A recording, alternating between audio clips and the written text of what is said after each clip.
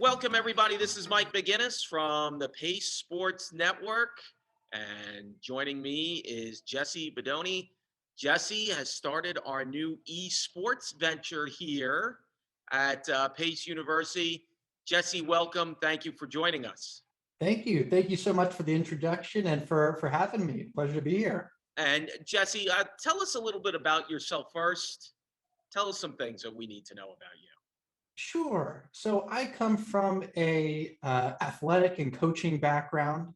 I was a soccer player. I played for the University of Oregon, coached the men's team there. I ended up playing professionally for a little while with the Colorado Rapids, had a stint with them.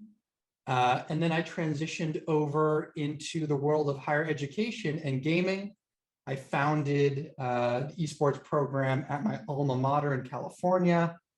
After that, I spun up a company, which I was running for the past 3 years, which helped colleges and universities and athletic conferences develop esports programs and esports initiatives. And that led me to Pace, and now I'm here. So now I have to ask you this because I'm hearing a lot Pacific Northwest, California, Yeah. Colorado. How has that adjustment been here? It's been good. My wife and I, we moved out to New York, I think March of last year, and it's been awesome. I was a little bit skeptical, coming from the West Coast Bay Area. I'm a big fan of the outdoors, how I was going to adjust to city life, but we're loving it. Couldn't be happier. And it's funny because I was saying to Kristen Quinn for this interview how popular games are with younger generations, but not even just younger generations. You have college people my age, and I said even in the classroom, like getting the kids off the games while they're supposed to be in the class and everything. It's very popular though. Mike, I heard an amazing statistic the other day, which is that the average esports viewer, I think it was in the United States, was actually 31 years old. Yeah, I'm not surprised to hear that. Yeah, I am actually not surprised to hear that. Mm-hmm. Yeah. And again, and this is why did you think Pace needed this? Obviously, there's an interest there. And Yeah. how did that all come together? I'm kind of curious. So I think every college and university in the United States needs esports. I think the school needs it as much as the student needs it. It's a program that faces both sides of the house really in powerful ways. And I just believe it's the cultural moment we're in. The vast majority of players and our people globally, they game. That's just the medium of entertainment, of consumption that is present for us right now, whether it's mobile gaming or PC gaming or console gaming. Everybody games. It's just synonymous with what it is to exist in this cultural moment. And as such, I think it's critical that we, as scholastic institutions, find ways to provide our students with formal opportunities to allow them to integrate their academic studies, develop skills, real life skills with their passion for gaming, whether that be competitive games and esports or just casual gaming. I mean, the video game industry, of which esports is just a small subsection, is massive and it's growing astronomically. And to give students at the collegiate level, even the high school level, middle school level, all the way down, that training, that experience to prepare them to say, hey, if I want to, maybe think about what it looks like to work in the world of video games, in the world of esports, not necessarily be a professional player. That's a very, very small percentage of, people who actually emerge in that way. But to give them the opportunity to study the industry, to integrate their passion, their coursework for gaming in some capacity. I think that's a real responsibility of our scholastic institutions, of colleges, of universities. And it's where students are at, it's what they want, and it's what they deserve, quite frankly. Yeah, and I would think too, there's got to be positive social aspects to this too. Hey, everybody's linked now. Maybe you meet new friends, new people, new networking opportunities, as you're saying, from a possible career perspective. So there's that element of it too that's, I think, very positive. Oh, 100%. The social aspect and the community aspect is one of the most powerful components of having a formal esports program on campus.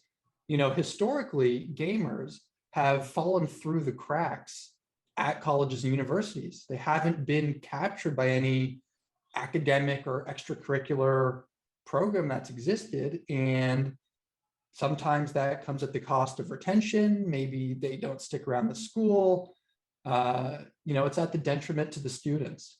So building a program and creating a space where they can find like-minded peers who game, whether it's competitively or casually, can help build such a strong social network for those students, and also create a really strong affinity with the school in a way that student gamers haven't been able to experience before.